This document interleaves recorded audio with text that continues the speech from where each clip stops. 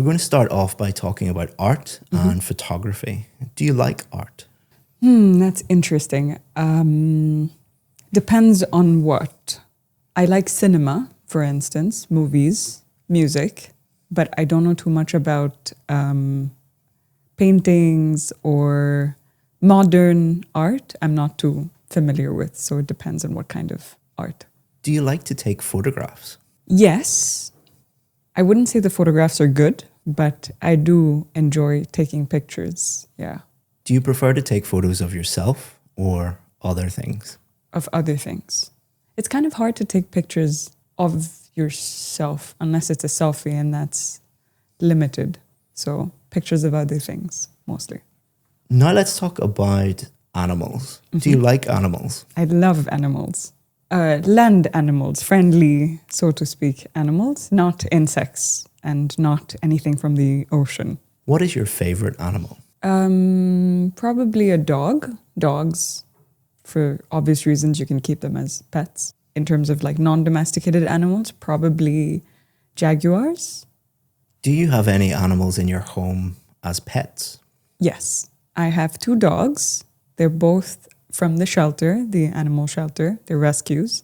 Yeah, I've always had pets. Our family really likes keeping animals around. Now let's talk about bags. What type of bags do you like?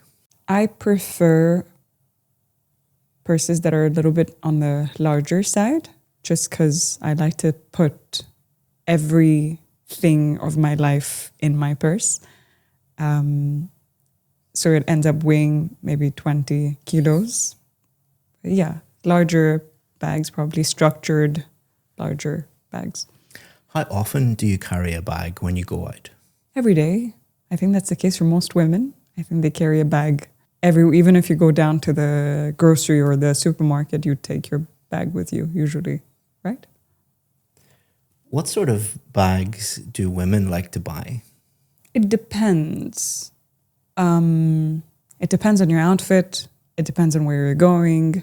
For the day, if you're going to the office, you probably want something bigger that can fit your laptop, your phone, paperwork, everything that you might need during the day. If it's nighttime, you'd want something smaller, like a clutch, something more sleek, elegant. So it depends. If you're traveling, you'd want a much bigger bag that's able to fit not just you, but all of your family's stuff as well. So everything. Women like all kinds of bags. That's why we have so many of them. Now let's talk about birthdays. What did you usually do on your birthday when you were a child? So when I was a child, in school, we had a uniform. Everybody wore a uniform to school. So when it was your birthday, it was the one day of the year that you were allowed to wear whatever you wanted. So it was a big deal. I mean, at least I would pick out my outfit like 2 months in advance. It would be like a little dress, like a princessy frock, matching shoes, matching accessories for your hair. And then you would take some kind of chocolate or candy to school. And then you could take like a period off and go and give the candy out to other teachers and other kids in the school. And we looked forward to it every year. It was the highlight to not have to wear the uniform, to wear whatever you wanted, and to basically be able to skip class and go out and hand out chocolates because it's your birthday. How do you normally celebrate your birthday now? Very differently. Everyone's allowed to wear whatever they want now, so it's kind of doesn't have the same charm. It depends. I like to do a little dinner with my friends, something low-key. I'm not a very big party person. So dinner is usually good, followed by probably like a games night or a movie night at home or at the cinema, something low-key. Do you think it's important to give someone a card on their birthday? Like a handwritten, like a birthday card? I think so, yes, because I'm quite sentimental and emotional. So I prefer more emotional, sentimental gifts. So I think if someone takes the time to write something by hand for you, I think that I mean, I hold on to stuff like that. So I think it's a very nice, thoughtful present to give someone on their birthday. The first time I met a new friend, so I'm going to go way back. It was my first day of school, kindergarten. And I met a girl named Amanpreet Kaur. We were about, I think we just turned 4 years old. We met obviously in kindergarten, first day of school. What I liked about her when I first saw her, I mean, we were sitting together where the teacher made us sit next to each other. And she had this long hair and it was like sectioned into two parts and it was just braided all the way down. And she had the cutest face I've ever seen. She had this little fluffy marshmallow-like face. I guess that's all it takes when you're a kid to want to be friends with somebody. And then I tried to... So there's like this little thing that kids do where they put their thumb out to show other kids that I want to be your friend. And then if you don't want to be friends with them, you do this. It's like it's a silly little thing. So I did this to her. I put my thumb out to say, hey, do you want to be friends? And she was like, this. And I was heartbroken. I was like, how can she not want to be my friend? And then I saw her again the next day. And the next day after that, and the day after that. And then eventually we ended up becoming best friends. She did it back to me, obviously, at some point. She was my first best friend that I ever had in life. She was from Punjab, which is a part of India. And her mom used to make the most amazing, it's called paratha. It's like this stuffed bread. It's like they put potato and spices into a flatbread. And my mom used to make something called sira, which is sweet semolina situation. That's the end of the 2 minutes. Okay. We've been talking about a friend that you met, and we're going to now talk about friends at school. How important is it for children to have lots of friends at school? To thank you for watching this video, I want to give you a free course that has helped thousands of students improve their IELTS speaking score. What it's going to do is take you through every single part of the test and give you strategies for part 1, part 2 and part 3, and also allow you to practice at home for free and get feedback. To sign up for that for free, all you have to do is just click the link in the description. Thanks very much, and let's get back to the video. It depends, I would say. I would perhaps think that quality is more important than quantity. So I wouldn't say that the objective should be to make as many friends as you can or to be popular, as much as the objective should be to build meaningful friendships with people. That could be one person, that could be 5 people, that could be 10 people, situational, I would say. Yeah, so it's not so much how many friends you have as it's not as important to have a lot of friends as it might be to have people that you can trust, that you can kind of take with you in life for a longer term. Do you think it is wrong for parents to choose which friends their children have? Again, that's a tricky one. Now, when I answer these questions, I'm thinking back to real life situations. And in some cases, I have seen parents interfering and trying to make those decisions for their children where they were right to do so because the child was in bad company and they were too naive or too, I guess they were just too naive to see that that situation was not right for them. But the parent obviously was able to identify that my child's in bad company. So in those cases, I would say that your parents are able to read a dangerous situation better.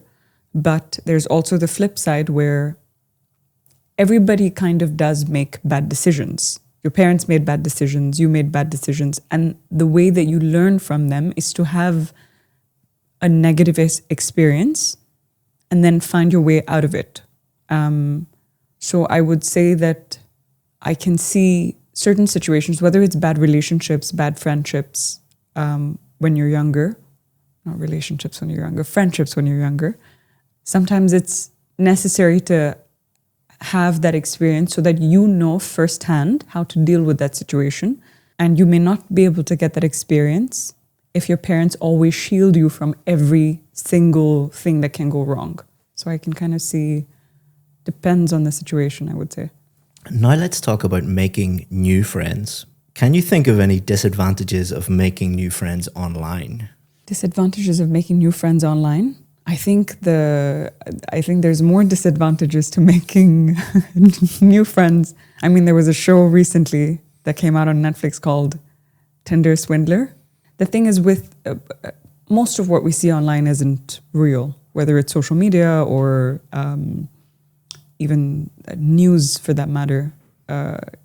Everything is kind of edited and monitored to present a certain kind of image. So if you meet somebody online and you know nothing about them, they can really present any version of reality or a completely curated, sometimes dishonest form of their reality to you.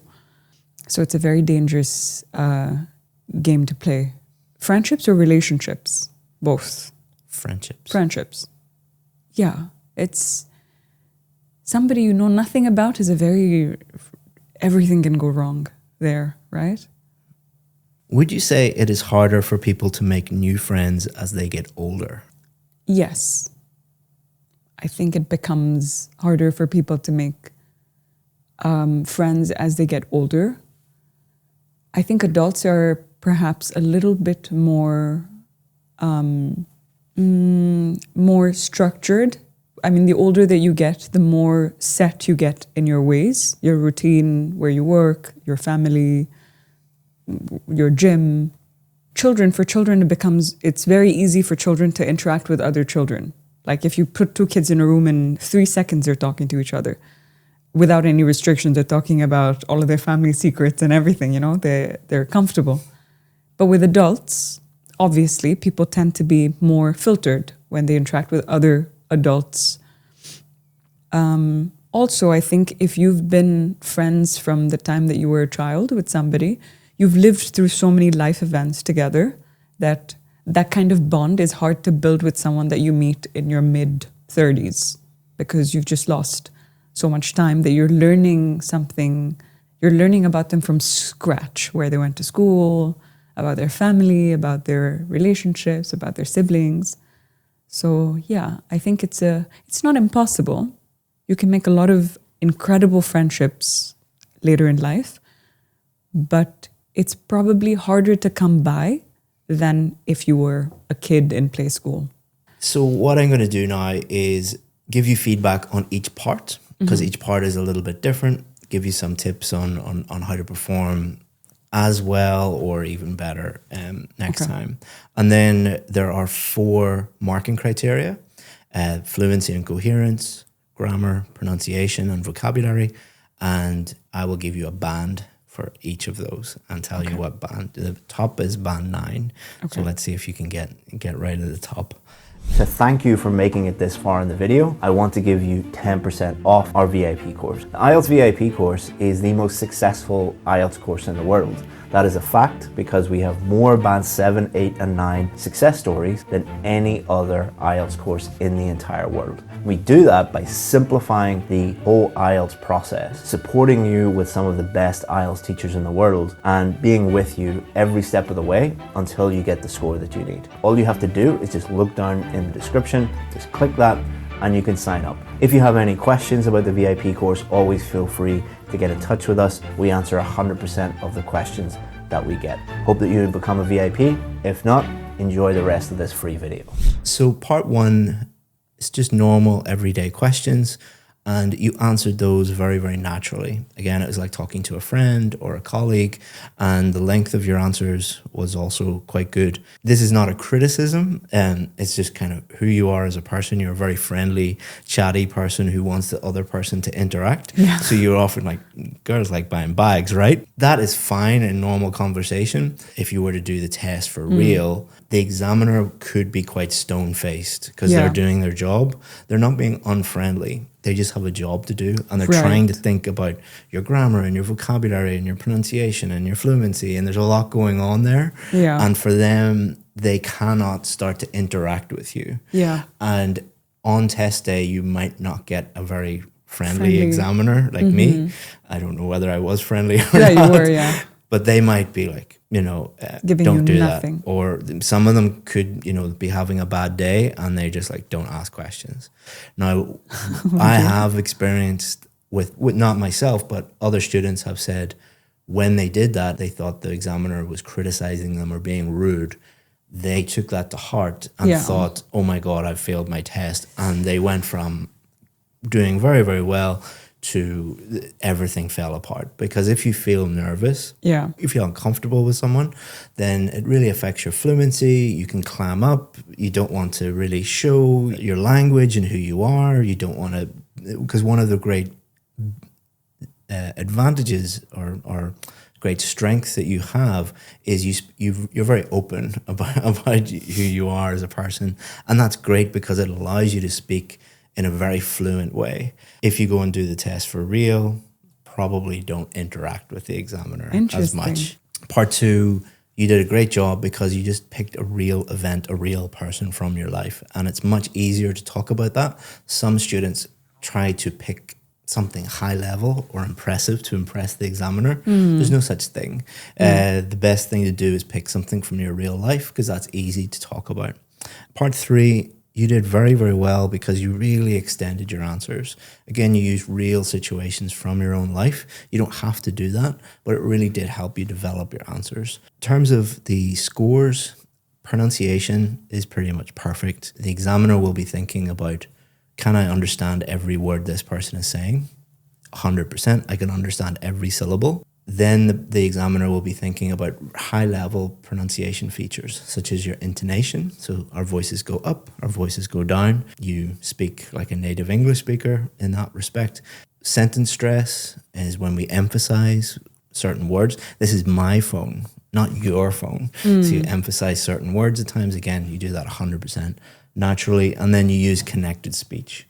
The way native English speakers talk, we wouldn't say, I want to talk about my friend. You'd say, I want to talk about my friend. The flow of the language. So absolutely perfect. No problems there. Coherence and fluency. Coherence is, did you answer the questions? Did you develop them enough? You did that 100% of the time. And then fluency is, did you speak without any unnatural pausing?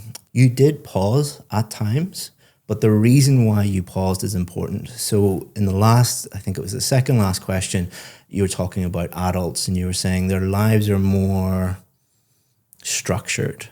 So you weren't trying to think of the correct vocabulary because your English isn't good enough.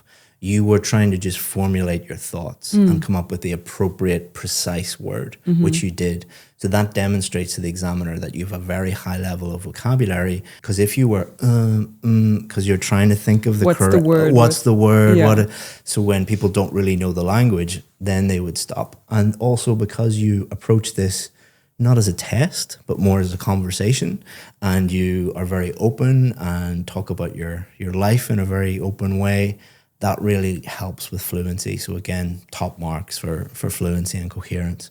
Grammar, I didn't hear a single grammar mistake. The examiner will be thinking about the accuracy of your grammar. Did you make any mistakes? And the range of your grammar. So if I talk to you about a birthday party in the past, did you use the appropriate past tenses? And then I asked you about, well, what do you do today? Did you switch tenses? Did you use the appropriate grammatical structures and tenses to talk about each situation? And again, you did that perfectly. Vocabulary, very natural. You use a nice mixture of just normal everyday words, which everybody uses. And you also use idiomatic language very, very well. So as you can see, you're using very natural English.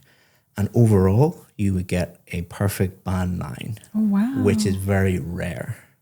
Oh, wow. Very, very rare. Okay. So, well done. Thank you.